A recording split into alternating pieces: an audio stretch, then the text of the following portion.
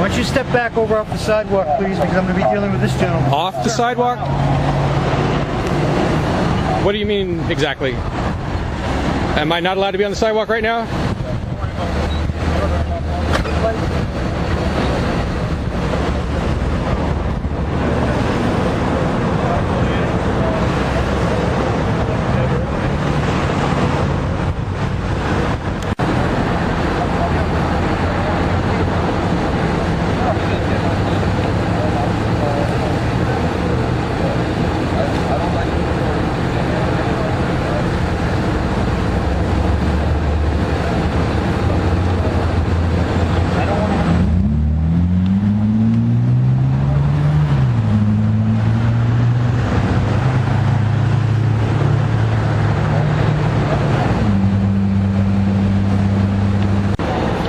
Car didn't have front plates, maybe that had to do something to do with it.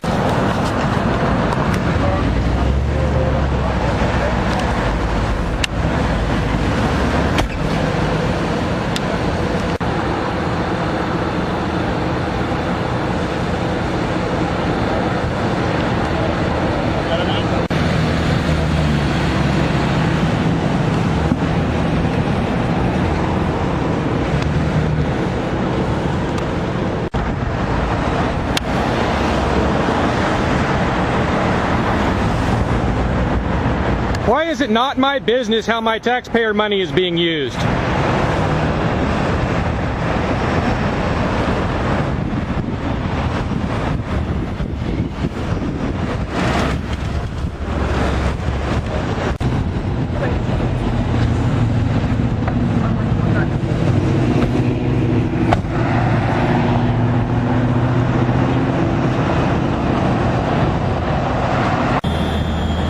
Backed off halfway into the street to do this.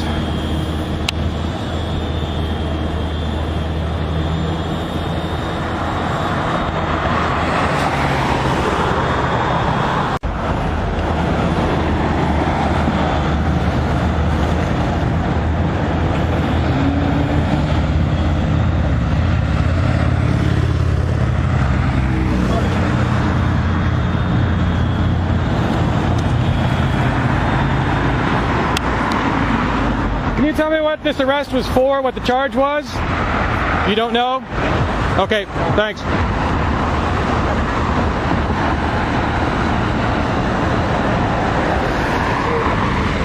Alright, so we're going to give none of your business cop one chance, I guess, to drop by and tell me what the heck he's thinking or what happened. After that, it's back to my errand running business.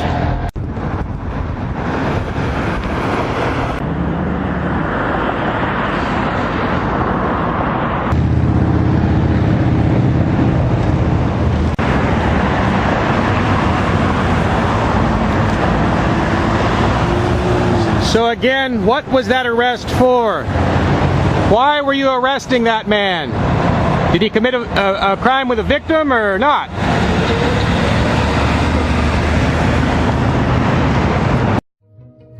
Can you name a case where CASA has shown independence from DC? I'm really not prepared to answer that now.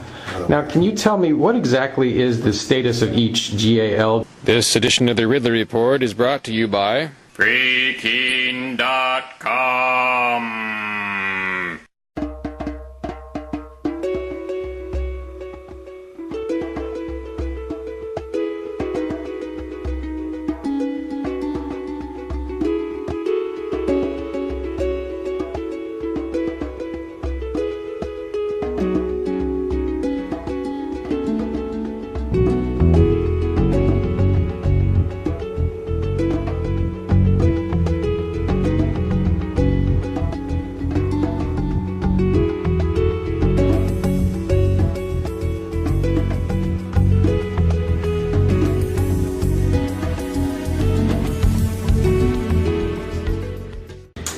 Are you on the Guardian Board? I am. Question for you.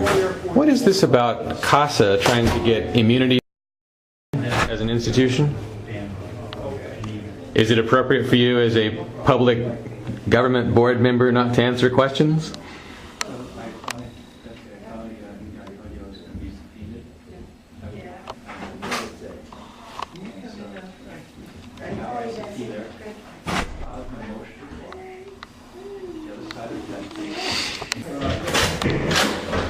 Are you on the GAL board? Yeah. I've got a question for you. Dot Knightley from the Unhappy Granny blog says that CASA, quote, goes along with every DCYF whim. Can you name a case where CASA has shown independence from DCYF? I'm really not prepared to answer that, no.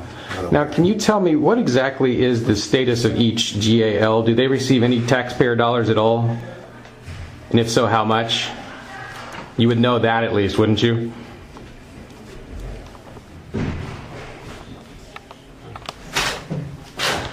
Are you on the GAL board? I am. I've got a question for you. I'm sorry. I understand there's an attempt to make CASA immune institutionally. Hello, how are you? How is that supposed to inspire confidence exactly?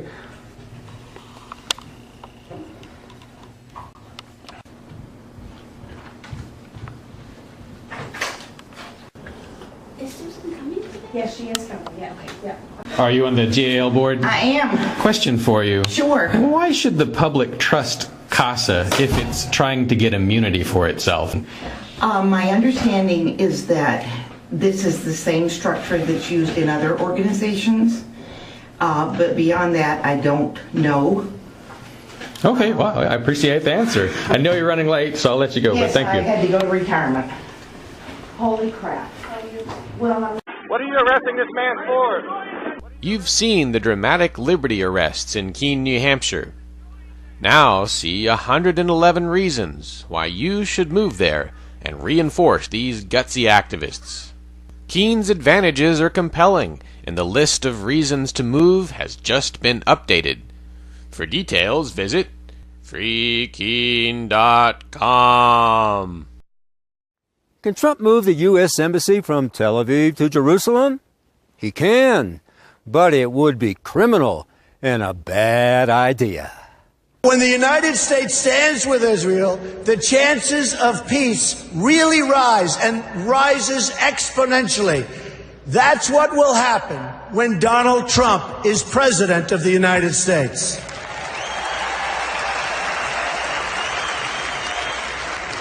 We will move the American embassy to the eternal capital of the Jewish people, Jerusalem.